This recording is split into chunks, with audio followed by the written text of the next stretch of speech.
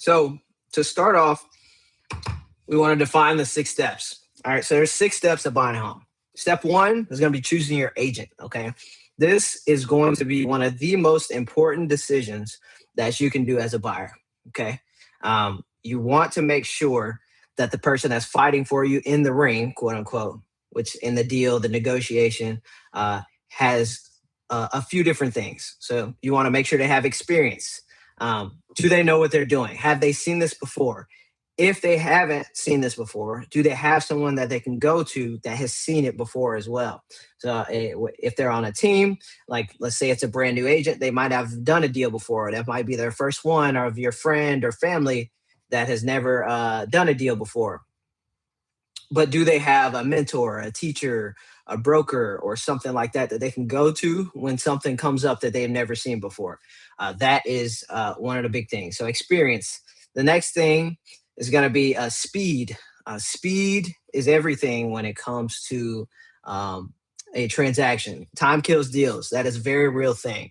You need things to go from point A to point B as soon as we figure them out as fast as possible.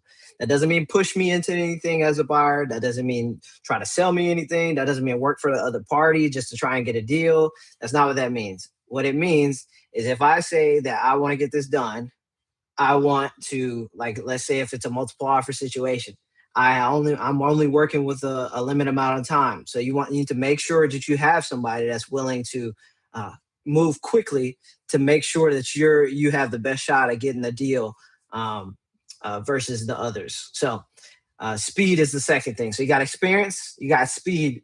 The last one that you really want to make sure that you have is an operations back end. Okay. This is going to be very, very, very, very important, especially in nowadays real estate, when agents' job is to get more clients.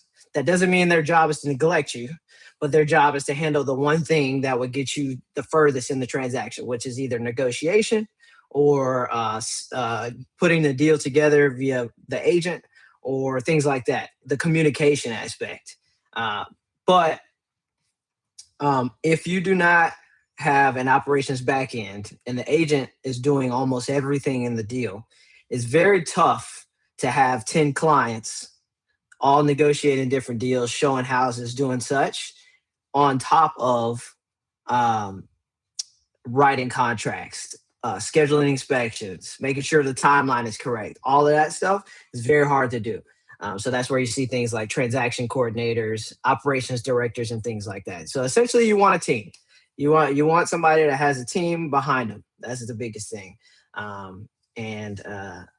So those are different things that I look for, or I at least tell all my buyers when you're interviewing agents. Those are the things you're looking for. And then on top of that, you're looking for communication, you're looking for trust, and then you're looking for experience. Those are your 3 things: communication, trust, experience. Okay. Trust comes through obviously knowing the person. Are they willing to talk to you as a person, not just as a real estate agent?